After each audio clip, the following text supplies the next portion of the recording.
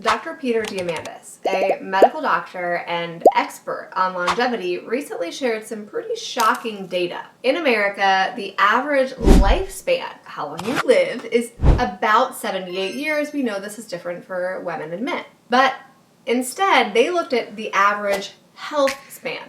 If you're not familiar with that terminology, it's basically the time period in which a person feels like they're mobile, they have energy, they can physically do the things they want to do, which is pretty important to most of us as we age, right? The average health span in America right now was 63. Now that is before the standard retirement age, which means that the average person is going to work full-time all the time, all the way up past the point when they actually can enjoy the time that they would have had if they didn't have the obligation to work full time, which sucks, right? We all think of retirement as this pot at the end of the road, pot of gold at the end of the rainbow, I should say.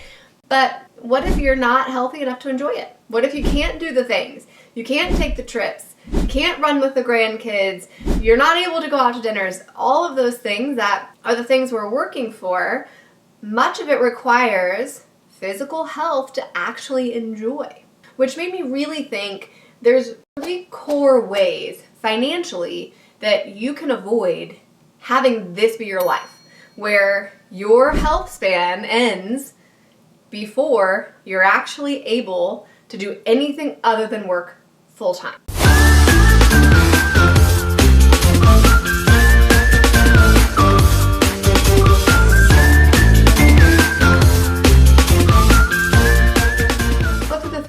The first 2 are easy peasy, anybody can do them. The third one requires a little bit of extra oomph, but either way, you can get it done. The first is to create what's called Coast Fire. This is a term that's been popularized by the financial independence retire community, by the financial independence retire early community, and I don't necessarily love it. I don't think it's always super practical in its purest form, but using the concept in some way, shape, or form can be really, really, really helpful. What it says at its core is that you're going to front load your portfolio. And in the future, you'll be able to back off and or stop investing in the stock bond market because your investments will actually grow enough that they will ultimately compound into what you need to retire at the standard retirement age.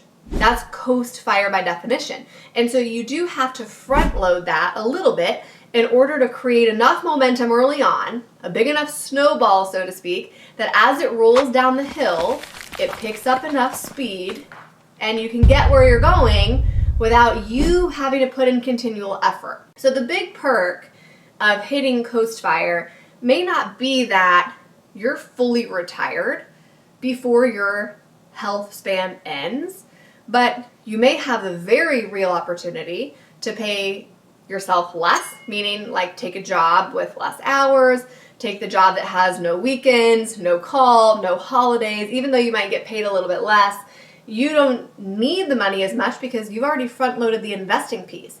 And so you need to cover your expenses, but you don't need that extra 20%, 30% that you've been investing all the years prior. So you could go part-time. Again, you can shift your work to fit your lifestyle instead of shifting your lifestyle to fit your work, right? Very different. And that allows you to maximize your health span years. Even though you might be working, you might be generating income, and you're not fully retired. Now at the end, I'll run through some numbers of what it looks like to do this, but let me explain options 2 and 3. Option 2 is to create a big enough stock bond portfolio early enough that you can full-blown retire early. Now this is actually pretty hard to do. If you're a medical professional, you're likely earning 6 figures, and of course replacing your income in retirement means replacing inflation-adjusted expenses in retirement, which translates to a big number. And oh, by the way, you have 10 less years to do it, for example, because you want to retire at 55 instead of 65. So you have to generate a big portfolio pretty quickly in order to create full-blown early retirement. Very possible, but you're going to do some investing, right? That approach will take investing a little bit more on an annual basis most times, but it does still give you the opportunity to live life before the health span ends. Meaning, maybe instead of at 65, you retire at 55. but your health span goes until 63, right? We're making up numbers. We don't know. These are average health spans. That gives you this window of life where you're fully retired, zero work obligation, and you're able to still be active and do all the things. Now, both of those modalities require a stock bond portfolio, right? Which again is super easy for any medical professional to do. There's almost no barrier to entry anymore in investing in the stock market. And if you're mindful of your fees, you can get this done yourself for very, very, very low cost. Again, very low cost of entry. You can buy most ETFs with like $20. You can open accounts with no account fees. It's pretty cool how easy it is for an individual to get this job done. The third option is focusing on investing for cash flow. This is a little bit trickier, may require a little bit of capital too, but you can achieve financial independence this way as well, before you run out of healthy years, right? So one of the most common ways to do this is investment real estate. It's conceptually easy to understand. Like, let's say you live off of $5,000 a month and you buy enough investment properties that you generate $2,500 a month in cash flow. Now, not gross revenue, right? Cash flow. So you got to understand the difference. But if you generate $2,500 a month in cash flow, then all of a sudden you have 50% of your expenses covered, which means you could work 50% of the hours, right?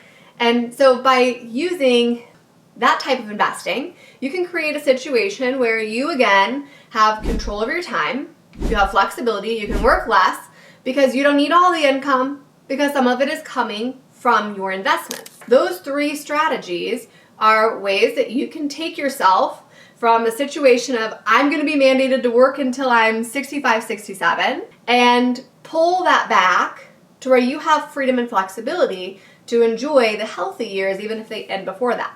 Now, it'll be interesting to see what happens on a nationwide basis because the natural response to inadequate Social Security funding and increasing longevity is to push back that standard retirement age.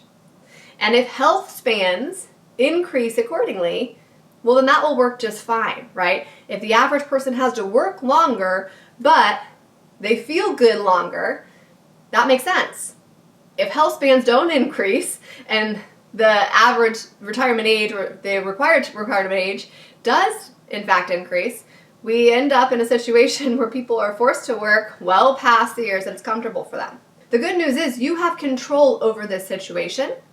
You can just rewrite it, choose one of these three approaches, and make sure that you're not at the mercy of here's your retirement age. Right, so here's some sample numbers of what it actually looks like on an annual basis to invest at this level. We're going to say that this is a PA who's 28 years old, earning about $150,000 a year, and already has a little over $40K invested. You can see this is what it looks like to take the Coast Fire approach. On an annual basis, you're investing in the mid 30,000s.